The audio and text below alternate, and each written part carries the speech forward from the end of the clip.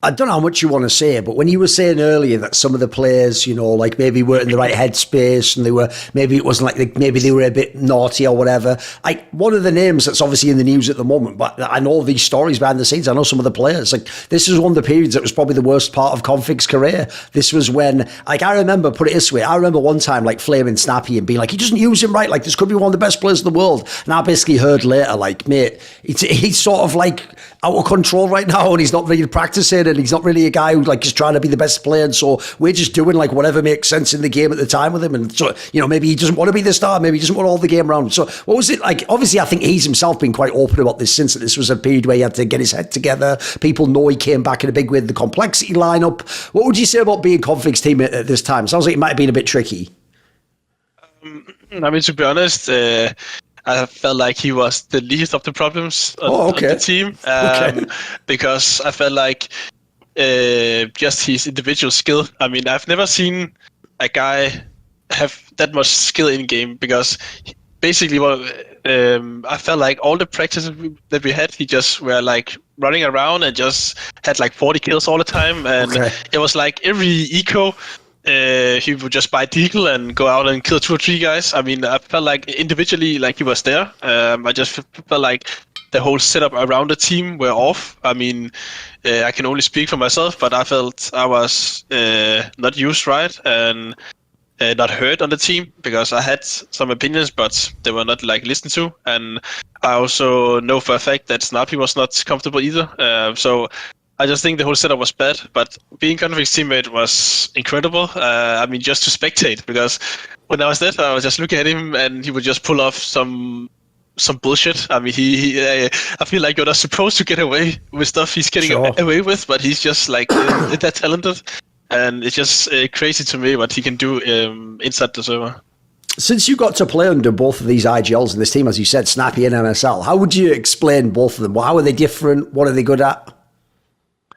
It was quite a short tenure with Snappi. We only played one tournament together and some online stuff. So it wasn't really that many matches. And I feel like it's really unfair for me to judge by that period, because we also had some discussion where I explained to him that I don't feel comfortable, and then he explained to me that he doesn't feel comfortable either. So it's two persons who doesn't enjoy playing in that kind of team. And I think, I tried to tell him that, hey mate, whatever you do, I just want you to have the full control, and I really wanted him to have the chance of leading this team, because I never felt that he did. But I told him that, whatever you say, I'll do it. And of course, I also told him I was uncomfortable with the positions, but we couldn't change that. So I really wanted the rest of the team to believe in him as I did, but unfortunately, that's not how things turned out, and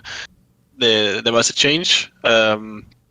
But with MSL, I learned how structured you can actually play, because I came from Frexas that was quite loose, and then there was this thing where, okay, there's a lot of rounds that were set from spawn, the defaults were made in a way where the grenades you had to use were sometimes limited, that you cannot always just use all your grenades if you feel like it. You have to,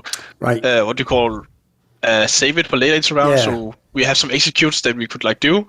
I really learned how a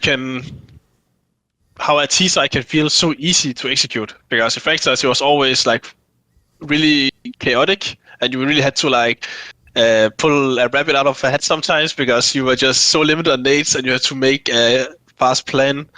But in Optic it was really easy, because everything was just set and you knew your role, you knew what you had to do.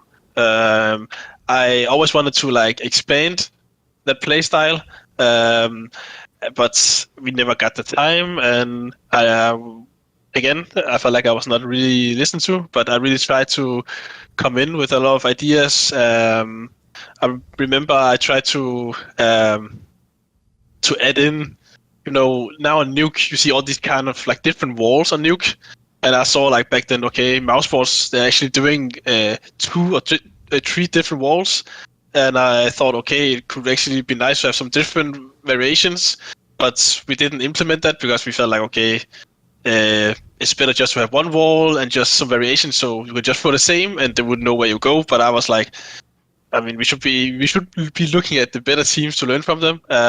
So I mean, I had a lot of ideas, but I never had the space or the trust in doing so. So it was quite frustrating, I would say, even though I really enjoyed how easy the T-sides were to play. Want to see more cool, funny, interesting clips based on topics from my content? Well, subscribe to this channel then, or, you know, be a pleb and don't.